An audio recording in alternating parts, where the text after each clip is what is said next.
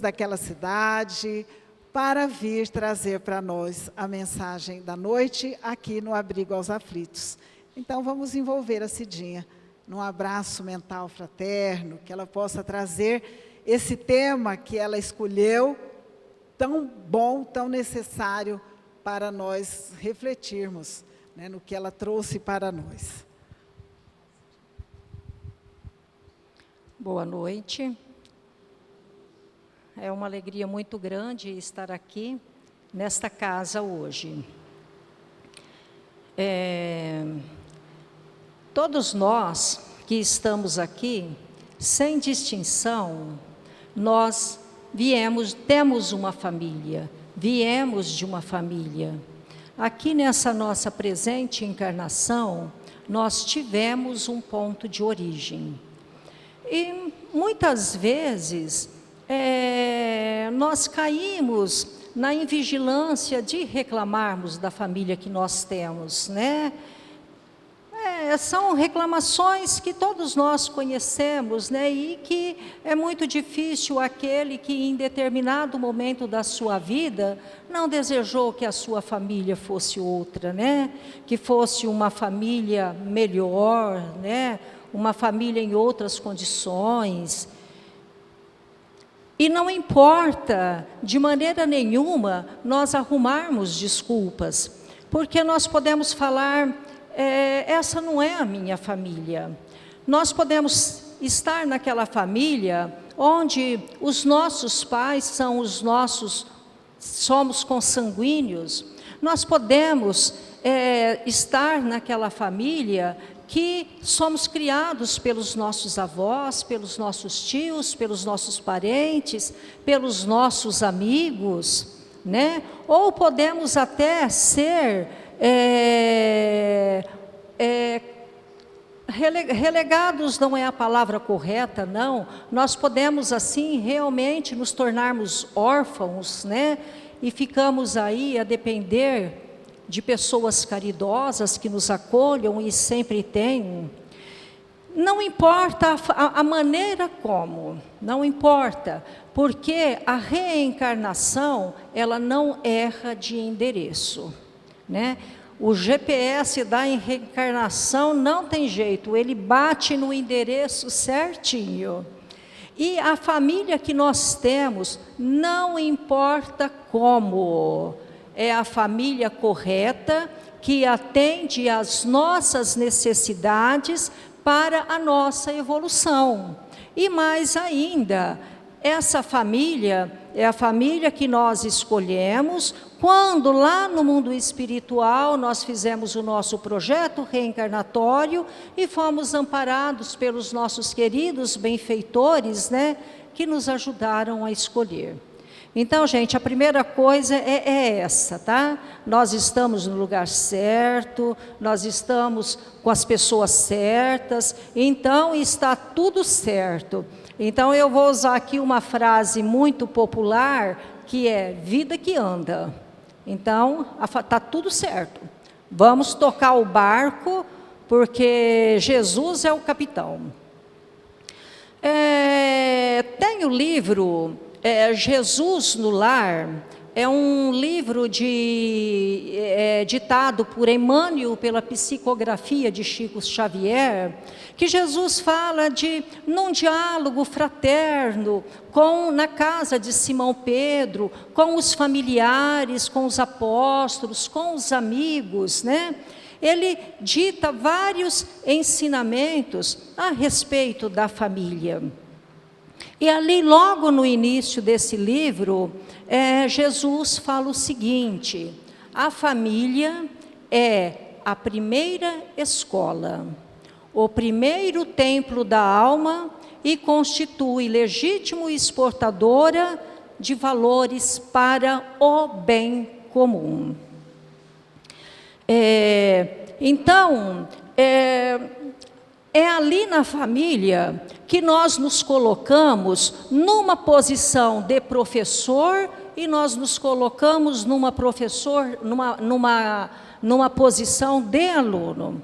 Porque vejam bem, o aluno, né, todos nós aqui já passamos pelas carteiras escolares, né? E o aluno ali, ele está ali observando o que o professor faz, né? E se aquele aluno, ele observa bem, ele é um bom observador, né? E se ele faz o dever de casa, esse aluno vai passar de ano, né? E muitas vezes, na maioria das vezes, essa observação que a criança faz de seus pais, de seu entorno, de seus queridos, do ambiente que ele vive, é uma coisa que parece até desapercebida. Os pais muitas vezes nem percebem que estão modelando e os filhos muitas vezes nem parece que estão observando. Mas só que nós, como espíritos imortais, nós temos uma coisa, né, que é a mente, que é a nossa consciência. E ela trabalha de uma forma muito espetacular e ainda muito assim, muito nem diria, né, mas ainda bem desconhecida de como ela funciona e de como ela interage conosco. Então, nós temos que prestar muita atenção. Eu vejo aqui a maioria de pais, né? Nós temos que prestar muita atenção no que nós estamos, como nós estamos nos comportando ali dentro do lar, porque vocês podem ter certeza que os filhos estão observando. Ali é a primeira escola. E também o primeiro templo da alma. Vejam bem, quando nós ensinamos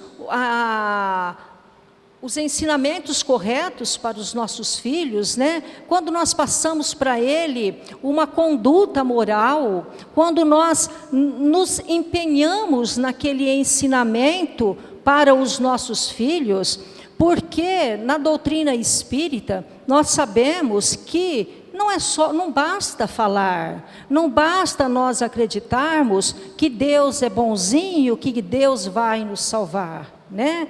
Nós acreditamos numa fé raciocinada, que é aquela fé onde nós temos que colocar a nossa vontade, onde nós temos que colocar a nossa ação, senão a gente fica como um carro atolado, né? A gente fica ali patinando, patinando, patinando e não sai do lugar.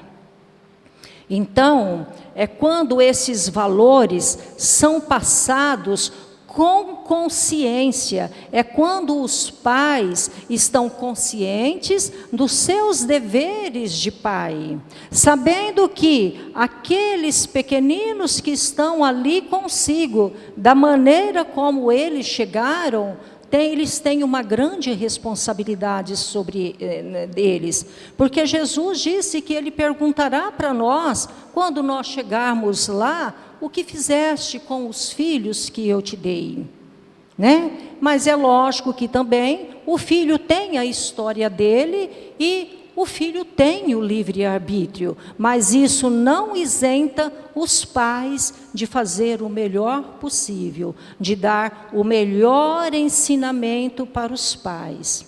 E, por exemplo, a gente vem aqui hoje, a gente está aqui vou usar a palavra templo, porque é a palavra que Jesus usa lá, né? Nós estamos aqui nesse templo de 4 paredes, que tem um teto, mas Jesus lá fala que o lar é o primeiro templo.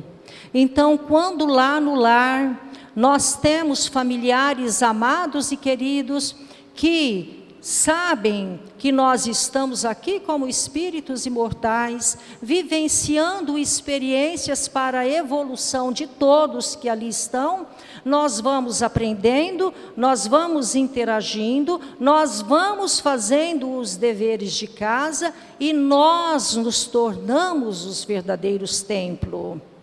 Tá bom? E aí sim, esses valores embutidos em nós, quando nós sairmos, onde nós formos, nós vamos ser esse templo, né?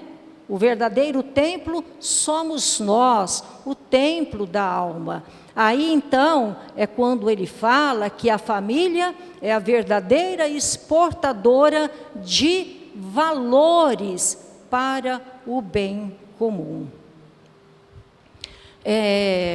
Eu vou contar uma pequena parte de uma história, acredito que, se não todos, a grande maioria conhece, o livro de Paulo e Estevão, também de psicografia, pela psicografia de Chico Xavier, pelo Espírito Emmanuel. E ali tem uma família, a família de Jochebede, né? A família de Jochebede.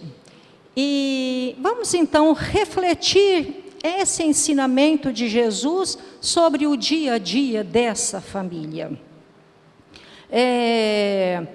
Então ali nós temos Jochebede, o pai, nós temos a mãe, que o livro não menciona o nome dela, ela desencarnou ainda bem jovem, e nós temos os filhos, Gesiel e Abigail. Né? Gesiel, futuramente é aquele que adota o nome de Estevão, e Abigail é aquela que futuramente se torna a noiva de Saulo de Tarso.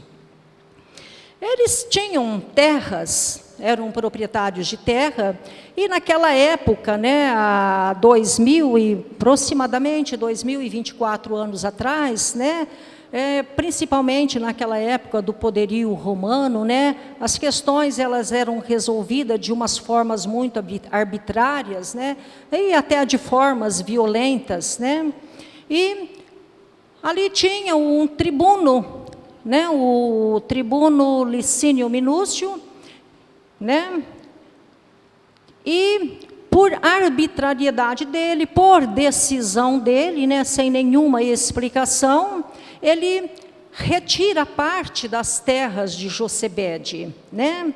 E além dele retirar essas parte das terras de Jochebede, ele ainda fica, não se fala o tempo que ele fica preso, mas se fala que ele ainda foi para a prisão.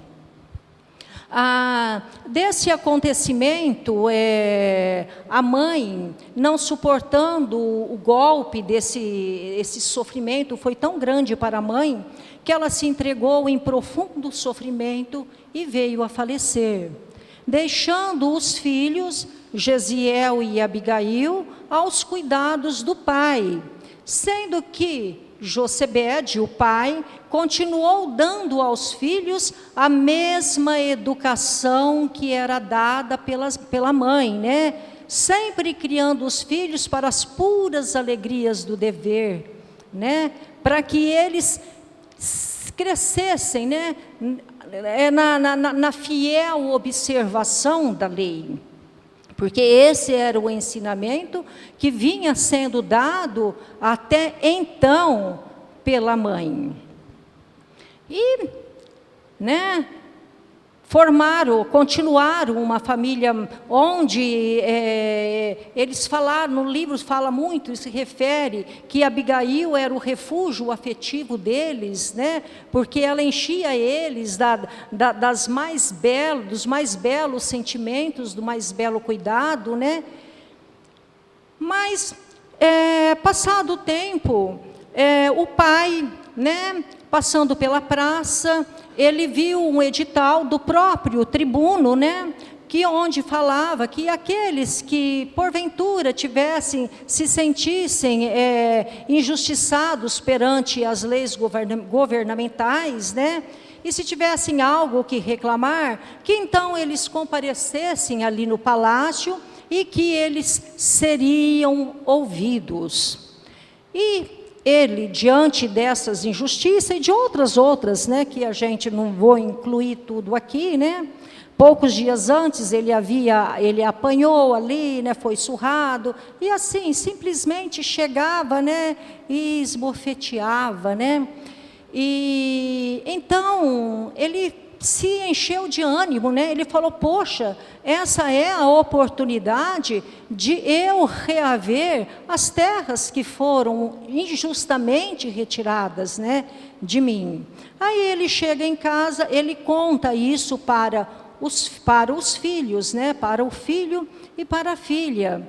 E o filho, então, aconselha o pai a lançar mão desse recurso, para que ele confiasse na justiça divina, né?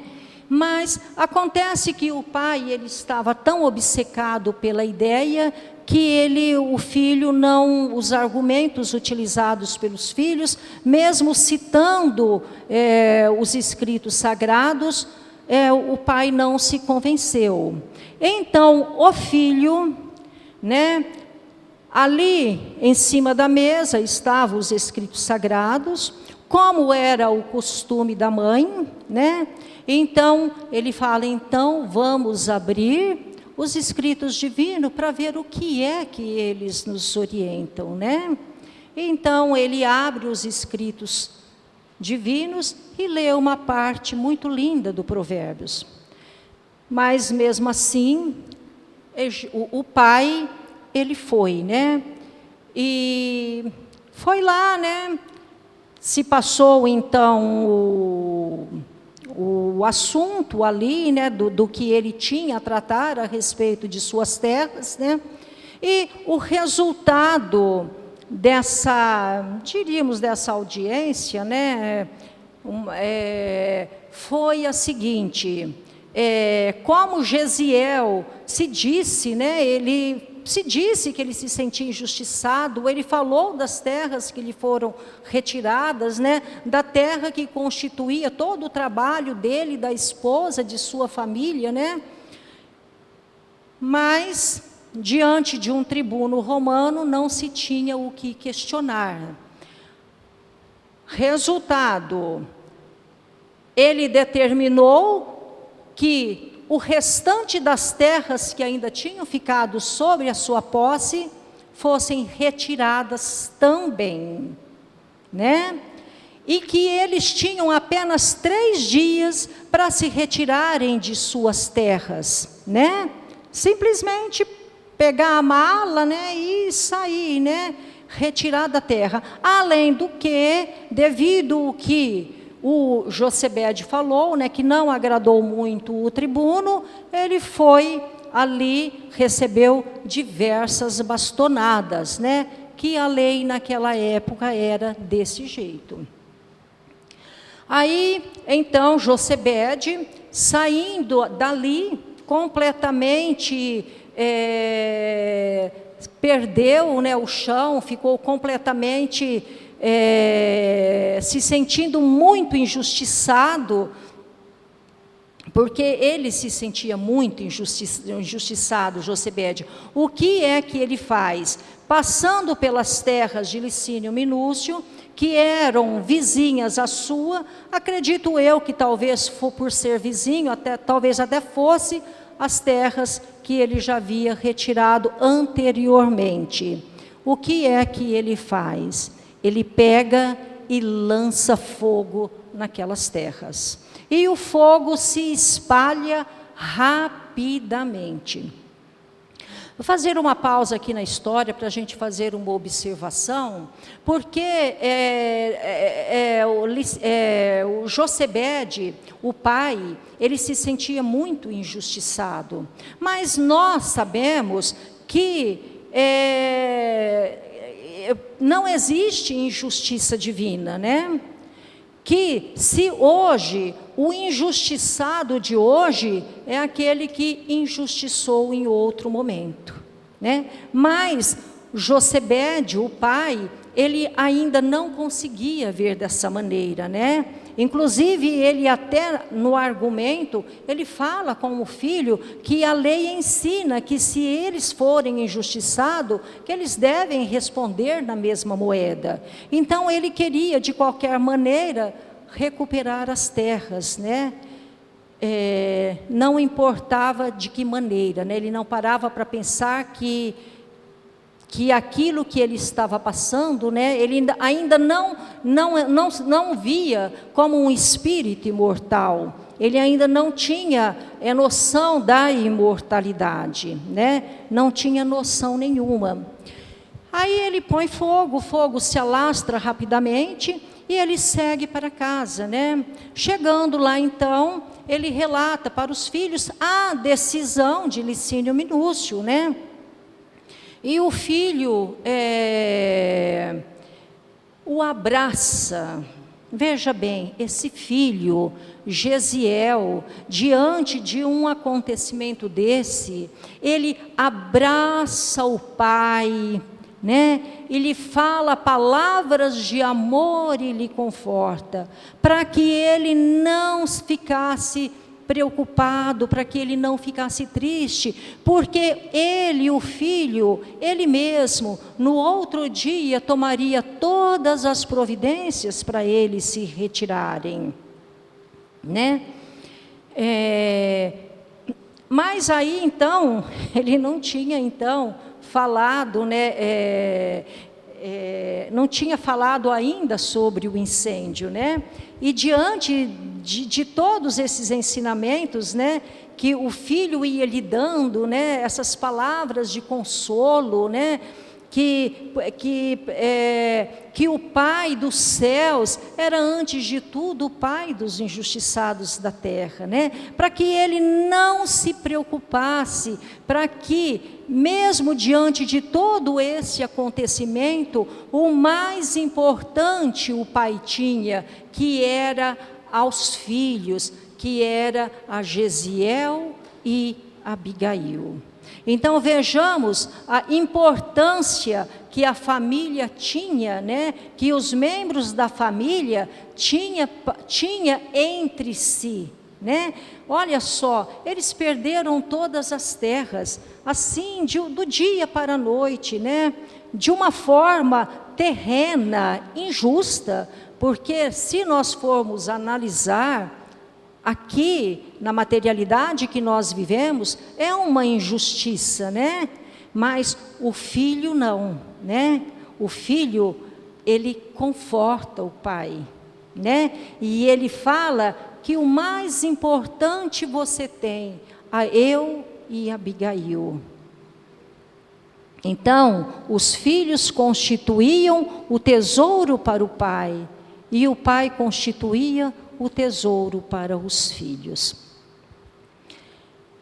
Mas então, né, aí o pai, ele chora, né, diante dessa situação, ele fica muito envergonhado, ele vê a fé fervorosa do filho, né, daquele que era um jovem ainda, tão mais jovem do que ele, aí então ele chora imensamente, né, e aí então, empoderado de coragem, ele fala o restante, né, aí ele relata o incêndio. E o filho, vocês pensaram que dessa vez eu ia falar, dessa vez o filho ficou muito bravo, né? Mas não, novamente o filho, agora, o que é que ele faz? Ele esclarece o pai sobre a atitude do incêndio, a atitude de vingança, a atitude vingativa que o pai tomou por suas próprias mãos, né? Falando para o pai, né? Olha, as terras, que com aquele ato, o que ele destruiu, o quanto ele foi invigilante, porque aquele ato destruiu, né, prejudicou imensamente a terra que é a nossa mãe terra, a terra que fornece alimento para os animais, para os pássaros, as árvores frutíferas, para eles mesmos, o agasalho. E ainda mais, ele fala, sem falar que esse incêndio feriu de morte 2 escravos de Licínio Minúcio e 2 amigos seus, né? Que então o pai, olha o que ele fala que até então nós estávamos em paz na pobreza, porque nós tínhamos a consciência limpa, mas que agora, a partir do ato vingativo do pai, que agora então eles haviam maculado a consciência e que então eles deveriam se preparar para receber as represálias do poderio romano, porque é lógico, isso não iria ficar de graça, né? E também o corretivo do Pai Celestial, né?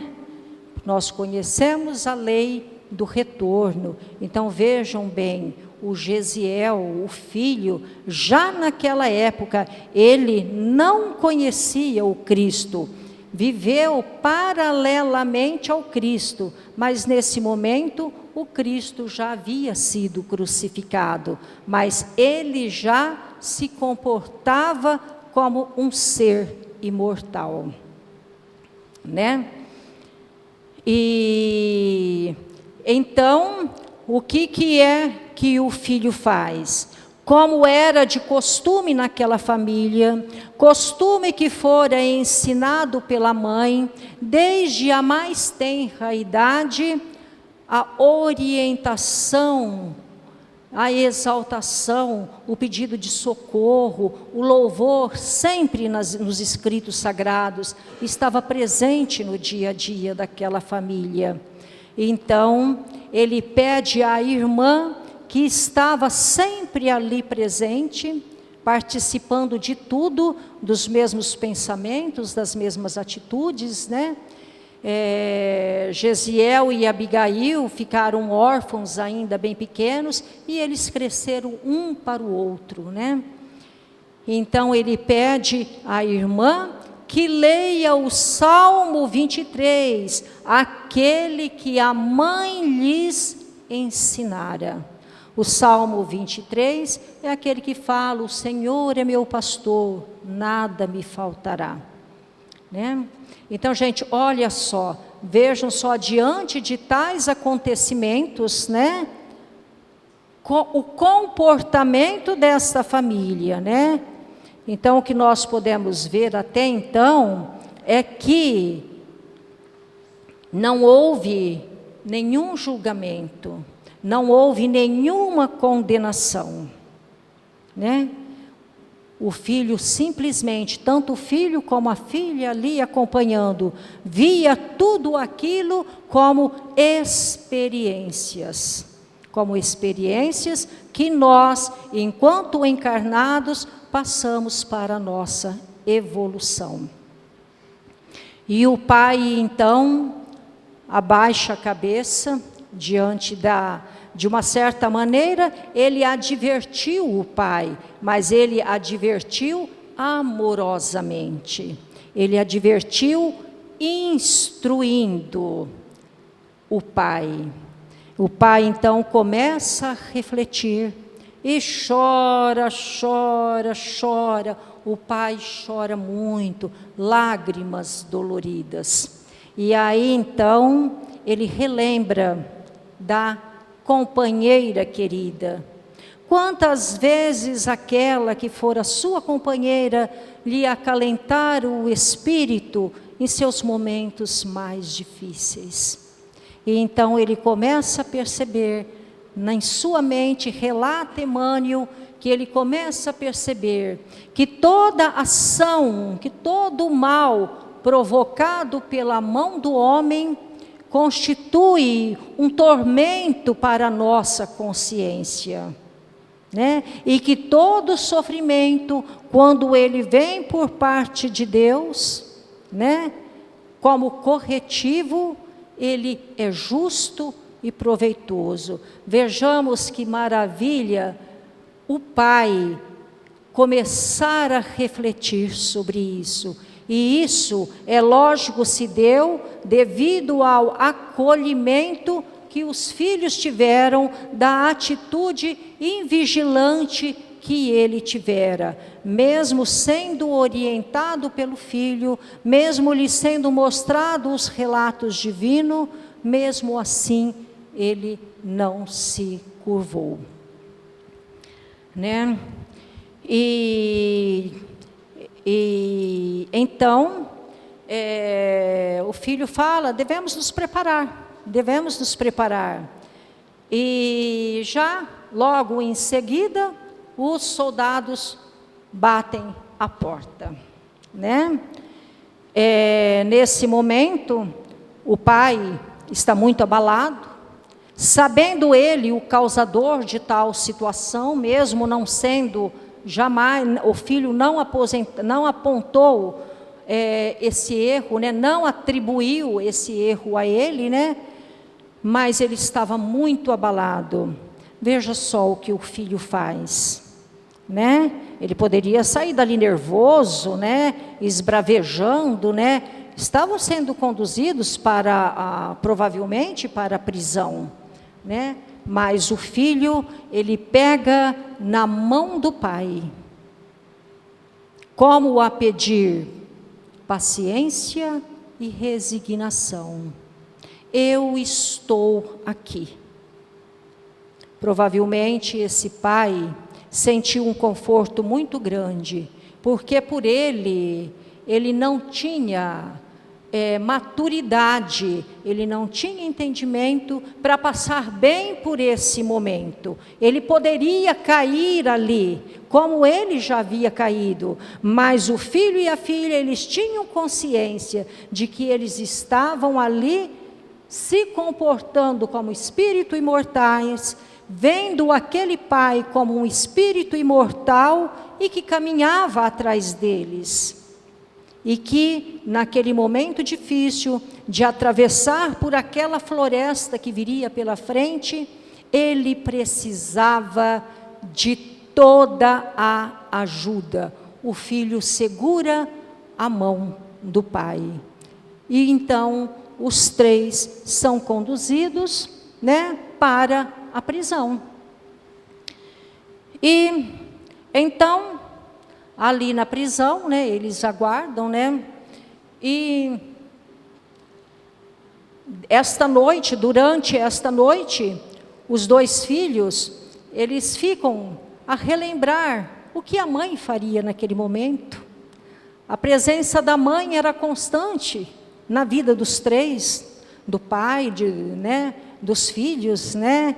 Eles olham as estrelas e eles lembram, né, das preces, né, das histórias contadas pela mãe, da força que a mãe tinha diante do pai, né? Você vê que ele se lembra, ele fala que ele lembra quantas vezes aquela companheira lhe acalentara o espírito, mas os filhos não conseguiram convencê-lo, né?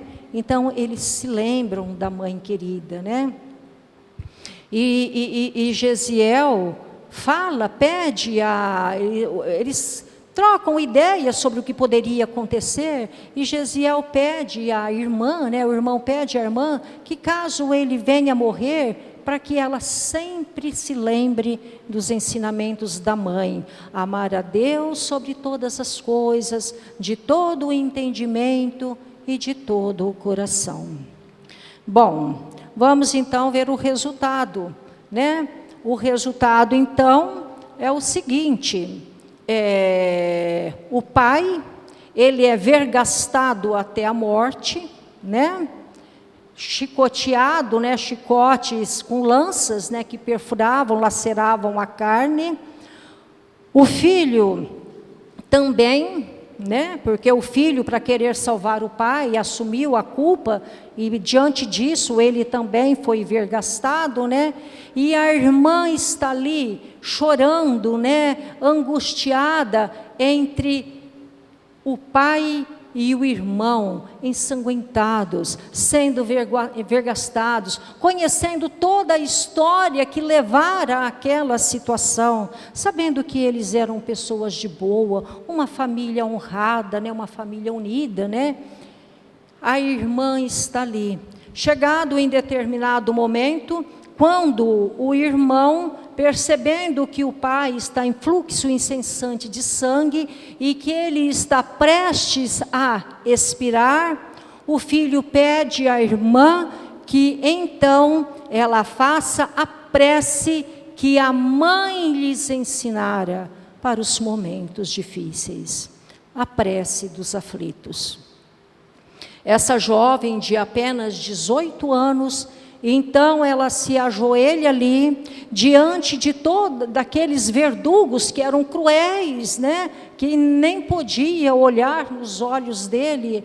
Ela se enche de coragem, ela coloca os joelhos no chão, ela levanta os olhos para o céu e recita a prece dos aflitos. E relata Emmanuel que a comoção causada naquele ambiente foi tamanha, que todos ali ficaram comovidos, os soldados e até o próprio tribuno Licínio Minúcio, que, devido a isso, lhe concedeu então a liberdade. Mas foi colocada às ruas para que ela se valesse, né, para que ela encontrasse a caridade, e ela teve pessoas caridosas que acolheram. O pai então faleceu e o irmão foi condenado às galeras, né, dos navios. Era um trabalho muito árduo, desumano, de onde se diz que não se saía.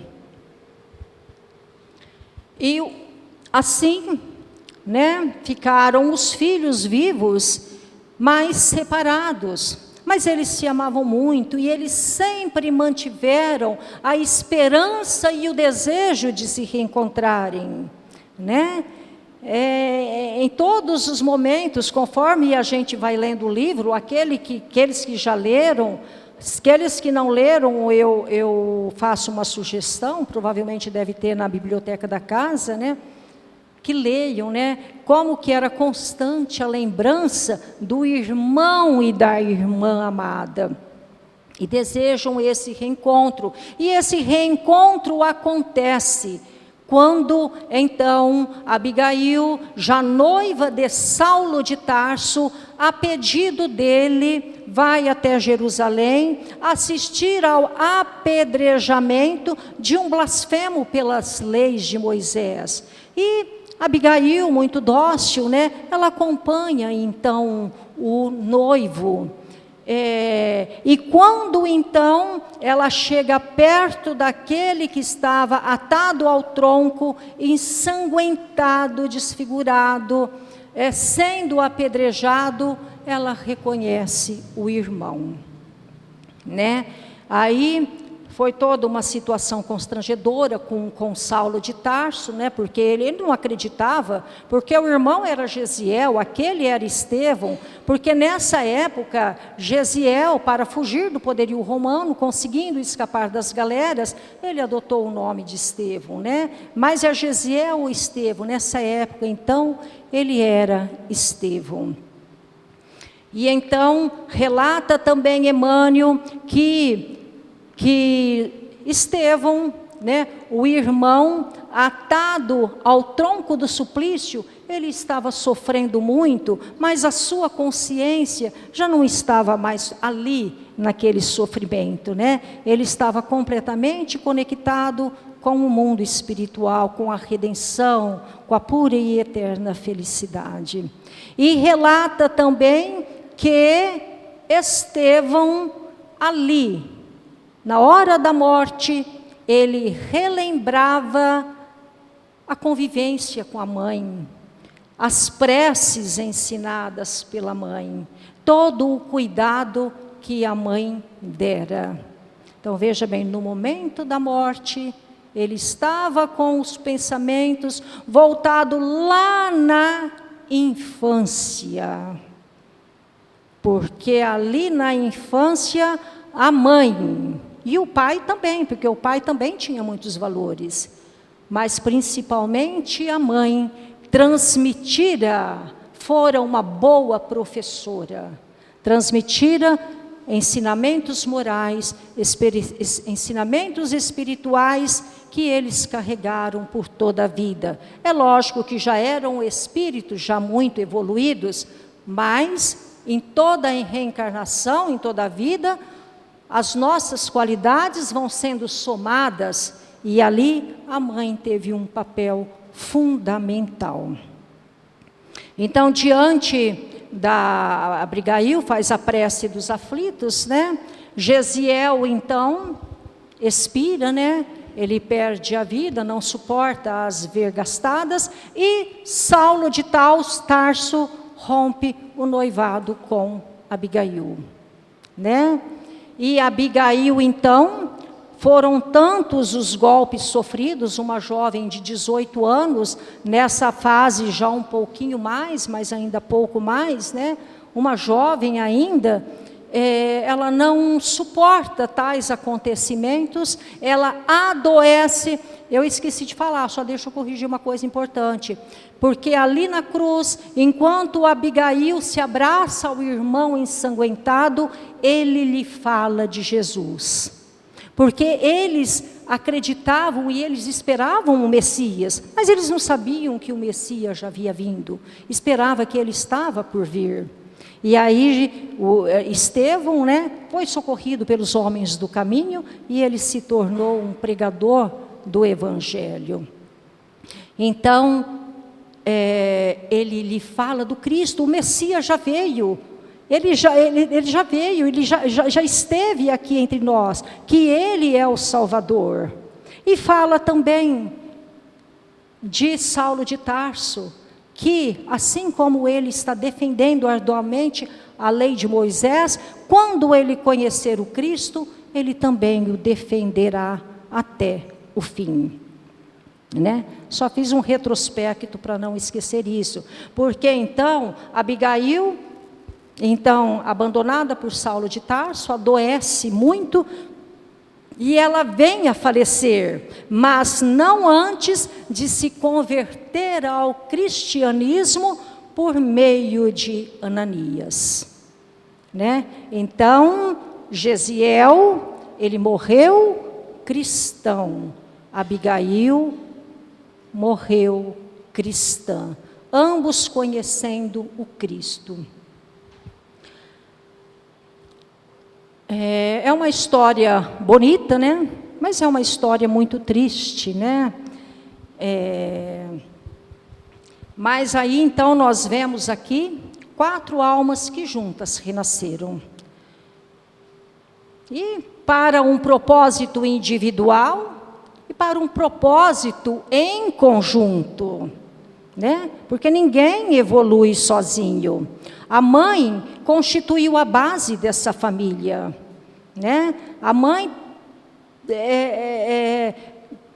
encheu aquela casa de ensinamentos valorosos que constituíram valores para toda aquela família.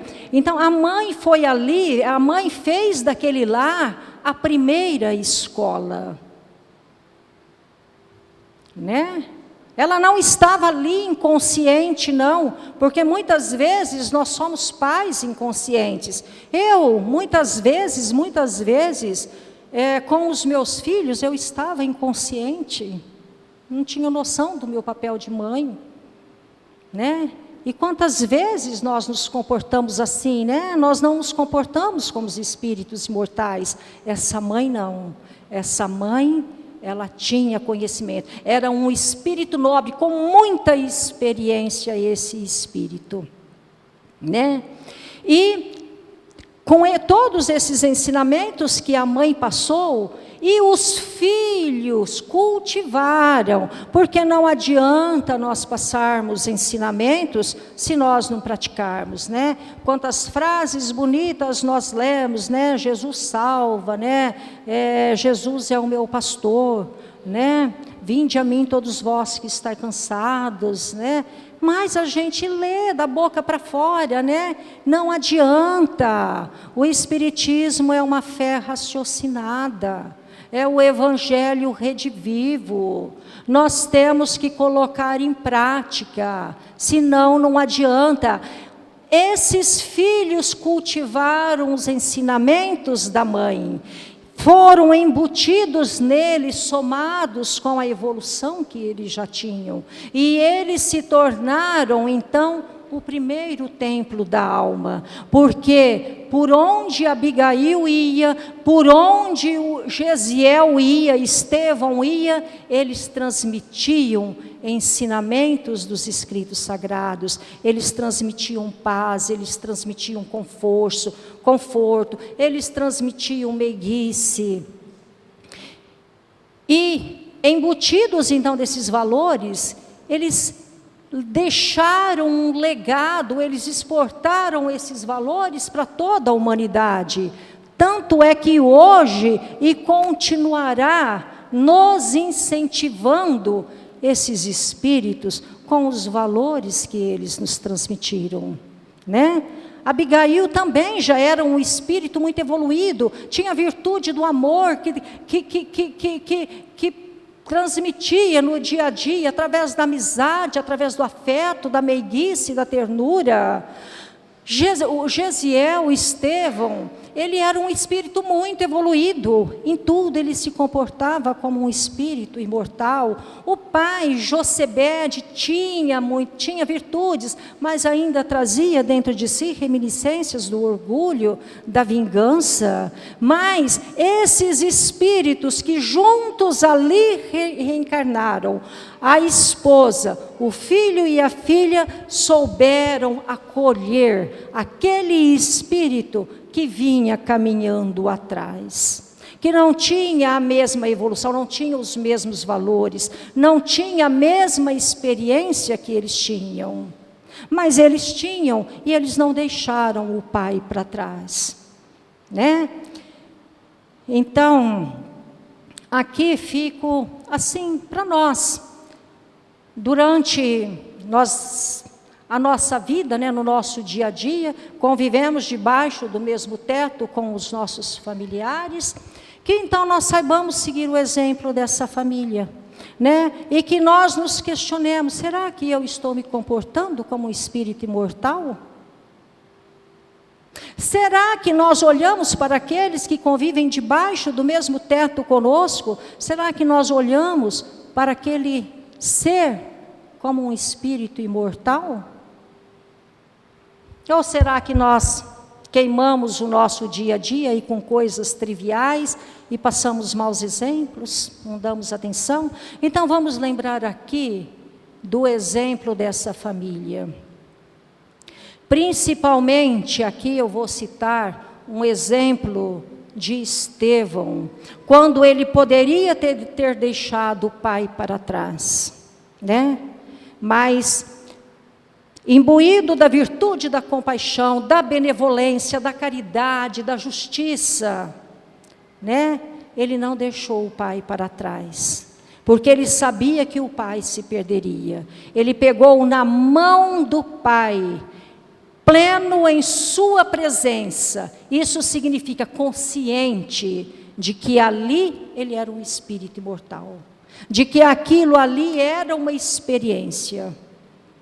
Ele pega a mão do pai e junto com ele caminha.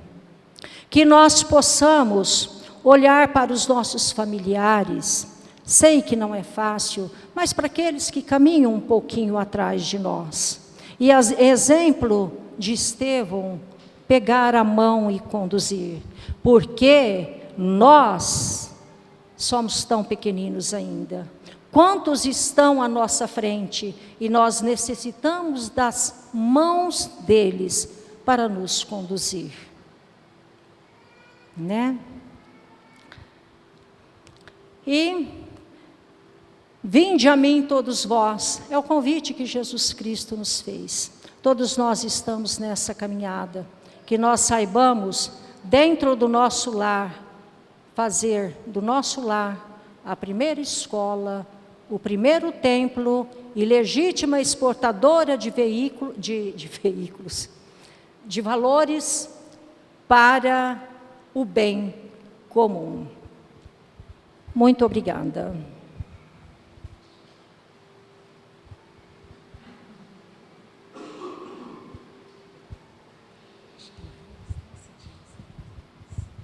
Então nós vamos convidar os nossos companheiros, os passistas da casa, que se posicionem para darmos início ao passe.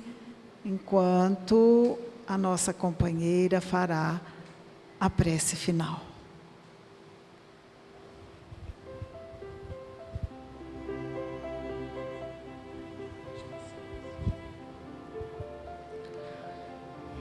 Gratidão, amado Pai, pela vida, por nos acompanhar infinitamente, Pai, pela nossa jornada terrestre.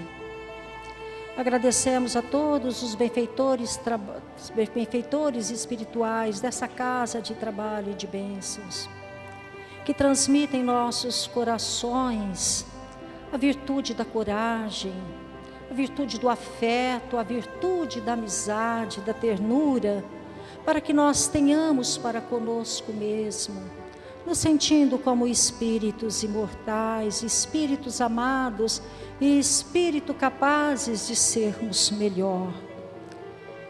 E hoje, relembrando a prece que Abigail fez aos seus, em momentos tão difíceis, vamos fazer então, acompanhar a prece que Abigail fez, a prece dos aflitos. Senhor Deus, Pai dos que choram, dos tristes, dos oprimidos, fortaleza dos vencidos, consolo de toda dor. Embora a miséria amarga dos prantos de nosso erro, desse mundo de desterro, clamamos por vosso amor. Nas aflições do caminho, na noite mais tormentosa, vossa fonte generosa é o bem que não secará. Sois em tudo a luz eterna, da alegria e da bonança, nossa porta de esperança que nunca se fechará. Quando tudo nos despreza, no mundo da iniquidade, quando vem a tempestade sobre as flores da ilusão, ó Pai, sois a luz divina, o cântico da certeza, vencendo toda aspereza, vencendo toda aflição. No dia de nossa morte, no abandono ou no tormento, trazei-nos o esquecimento da sombra, da dor, do mal. Que nos últimos instantes, sintamos a luz da vida, renovada e redimida, na paz ditosa e imortal. Que essa prece ressoe em nossos corações, nos fortalecendo, procurando no exemplo dessa jovem de 18 anos, que nos deixa esse aprendizado.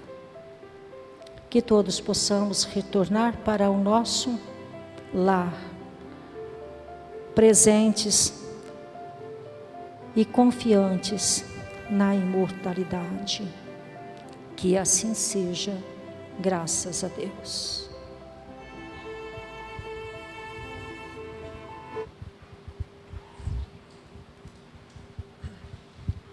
Então, nossa gratidão, Cidinha, pela mensagem da noite, aqui para todos nós, relembrando Paulo e Estevão, essa obra maravilhosa que toca os nossos corações. Que todos nós possamos retornar aos nossos lares envoltos nesta vibração de paz e de luz. E hoje nós não temos a água fluidificada lá no jardim, mas temos aqui na frente, a saída aqui na porta. Nós não temos os pães, porque os nossos companheiros estão numa leve férias, né? Mas logo estaremos de retorno. Mas a aguinha fluidificada está ali e espero que todos passem para recebê-la. Muita paz a todos e que todos retornem na paz de Jesus.